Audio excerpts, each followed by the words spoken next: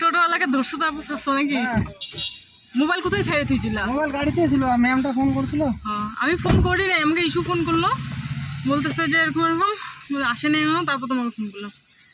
এনাকে নিতে আসছে, গাড়িতে লাগাই দিছে, টোটোওয়ালা গাড়িতে লাগাই দিছে, আর এমনি টোটোওয়ালাকে ধরে রাখছে ওকে। আমি চাবিটা নিয়ে নিবো।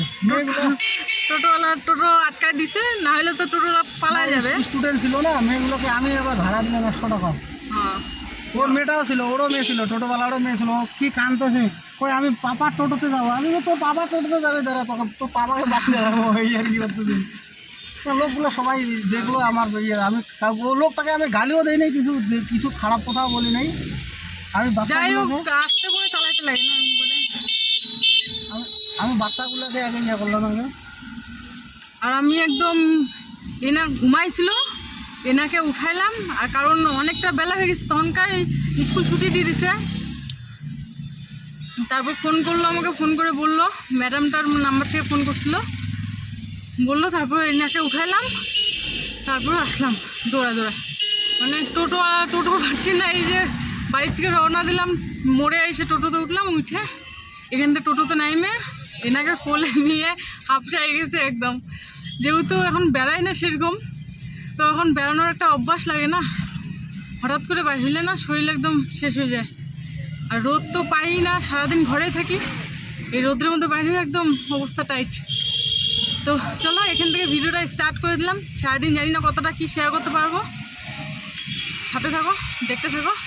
ওই যে উনি দেখো খিদা পেয়ে গেছে ওনার, 11:30 বেজে গেছে। চলো ওনাকেও কিছু খাওয়াই, কোনো দোকানে, মিষ্টির দোকানে ঢুকে। মিষ্টির দোকানে এখন ঢুকতেও ইচ্ছা করতেছে না আর গরমে, এখন মিষ্টির দোকানে ঢুকলে পরে গরম লাগবে। চলো দেখি কি করি। না মাম্মা, এনারও শরীর ভালো না, ঘুমাচ্ছিল, এনাকে জোরজবস্তি উঠে আনলাম, কারণ বাড়িতে তো কেউ নেই, কারার সাথে ছাড়িয়ে আসবো। ডাবের জল খাবি? না, ডাবের জলের যে দাম, দরকার নেই।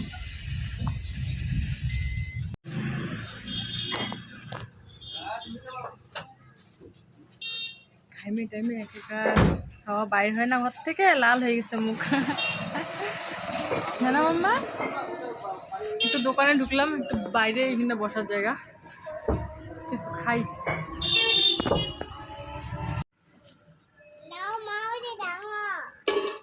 খাবারও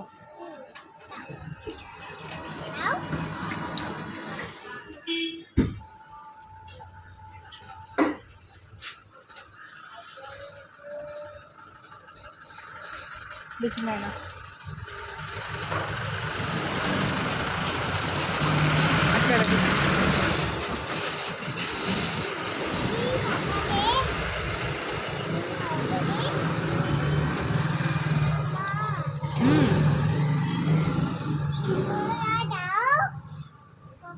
খাওয়া শেষ হইলো, চলে আসলাম গাড়িতে। রাস্তার মধ্যে মানুষ কাপড় শুকাইতে দিয়েছে।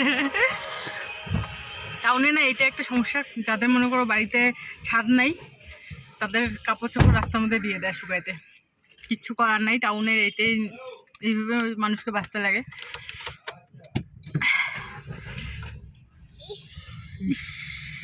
এনার জন্য মাজা নিলাম একটা, মাজাটা অর্ধেক বোতল ও একাই খাই নিল, এত টেস্না লাগছিল আর এত খিদা হয়েছিল, তাই না মাম্মা? সকালে হরলিক্স গুলাইছি বিস্কুট দিয়ে, সেরকম করে খাইলেও না, মানে জোর জবরদস্তি খাওয়াইলাম, ভালো করে খায় নাই সেরকম। তখন খিদা পাইছে, পুরিও খাইলো 2টার মতন, আর জুস খাইলো। সবজি দিয়ে খাই নাই, কারণ সবজিটা ঝাল। চলো বাড়ি যাই, পরে দেখা হচ্ছে। এখন চান ধান কমপ্লিট হইলো, এখন বাজে কয়টা? 5:07। মোবাইলে চার্জ নাই, চার্জিংয়ে দিয়ে রাখছি। কি বললা? আমি রান্না করছি সে 1টার দিকে। হ্যাঁ, রান্না করার পরে আমি আমার কাজ করতেছি। উনি যদি এখন না খায় আমি কি করব? উনি এখন চান করলো, আমি এখন চান করলাম যেন, উনিও এখন চান করলো।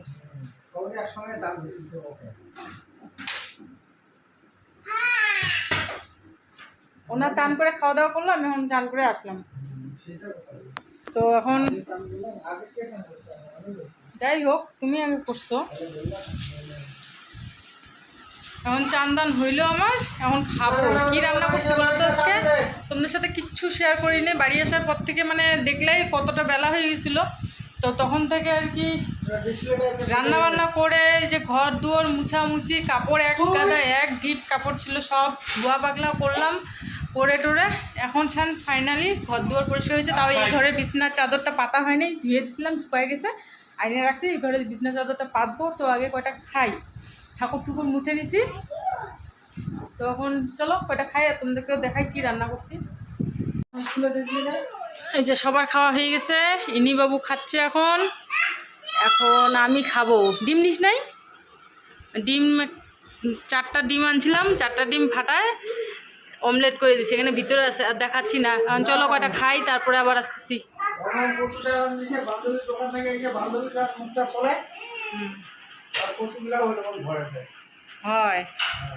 হয় বলে তোরে মুখটা বেশি চলে, তো ওই জন্য পশু ধরেছে তোর, বুঝলো? যাই বেশি ঝগড়া করে তারে মুখ ধরে, আমার তো মুখ ধরে না। তোর থেকে কমে আছে।